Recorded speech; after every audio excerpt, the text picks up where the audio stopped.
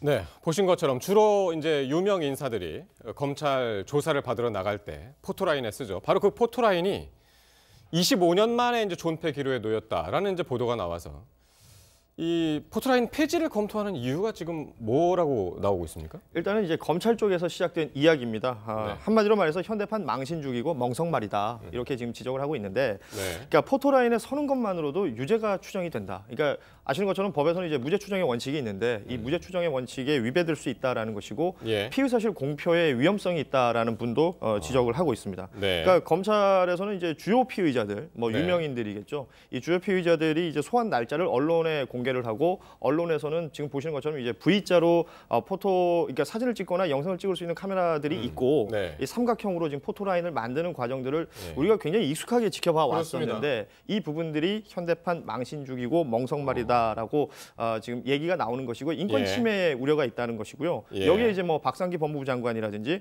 문무일 검찰총장 등이 이제 네. 자신의 의견을 내면서 이야기가 되고 있는 거죠. 특히 이제 박상기 법무부 장관 같은 경우는 포토라인 폐지하는 것이 지론이다라고 얘기를 하면서, 기자와 검사가 상부상조하는 포토라인 그렇죠. 그렇게 규정을 했나요? 포토라인. 그런 얘기를 하면서 이제 본인의 지론을 얘기했었고, 네. 또 문무일 검찰총장도 언론의 수사 과정 보도에 대해서 인격 침해 등의 우려가 있다, 문제 의식이 높아지고 있다라는 부분을 지적했고요. 네. 이 포토라인에 대해서 좀 바람직한 개선 방안을 좀 추진해 보겠다, 이런 내용을 밝히기도 했습니다. 피의자의 인권 침해 이 부분을 이제 상당히 이제 강조하고 있고.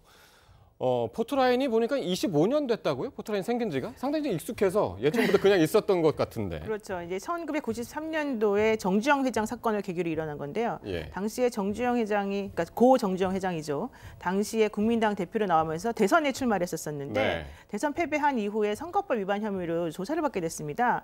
근데 갑작스럽게 당일날 아침에 나 수사받으러 가겠습니다라는 발표를 한 거예요. 예. 그러니까 기자들이 너무 놀래가지고 이마에 뭔가가 정주영 있네요. 당시 대표를 취재하는 과정에서 예. 몰려들다 보니까 카메라 기자가 카메라를 떨어뜨리면서 정주영 회장이 머리를 맞았고, 그래서 머리에 피가 흐르는 그런 상황이 벌어졌습니다. 그래서 지금 화면에 동그라미 되어 있는 모습이 바로 찢어져 있는 부분이고요.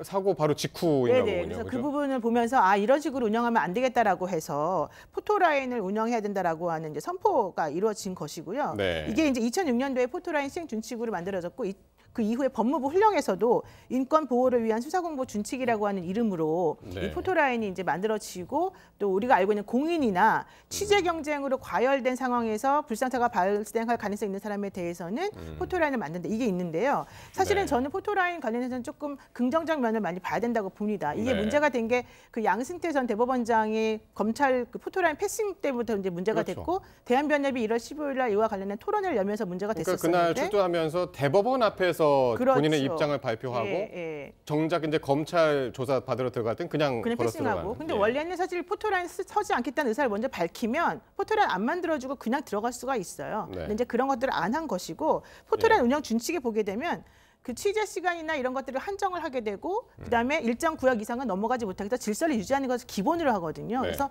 저는 그런 부분과 관련해서는 조금 바람직한 방향으로의 개선은 필요하다. 그렇지만 이걸 아예 없애는 쪽으로 하는 거는 좀 아직은 시기상조 아닐까 생각합니다. 그러니까 지금 말씀은 그러니까 검찰이나 지금 법무부 쪽에서는 피의자 인권 문제를 얘기하지만 그렇죠. 언론계에서는 이제 국민의 알 권리 네. 이 부분을 이제 더 강조를 하고 있는 거죠. 사실은 그 언론이 취재를 하다 보면 취재 경쟁이 생기면 포토라인이 그 뭐 무너진다, 이런 표현을 쓰는데 그런 네. 상황들이 종종 있습니다. 그렇지만 언론계에서 지금 얘기하고 있는 포토라인의 필요성은 일단은 지금 말씀하신 대로 국민의 알 권리가 가장 우선이고요. 그리고 검찰 수사에 어떤 이 권력 감시의 기능이 있다라는 것을 순기능으로 얘기를 하고 있습니다. 네. 뭐 여러 그 학자들이나 뭐 언론계에 있는 사람들 이야기로는 이게 결국은 긍정적인 효과가 있기 때문에 실질적으로 유지할 필요가 있다라는 얘기를 하고 있는 것이고, 예. 또 뭐 선진국에 비해서는 공직사회에 대한 어떤 이런 신뢰도가 많이 낮은 우리나라 형편에 이 포토라인에 선다는 것만으로도 네.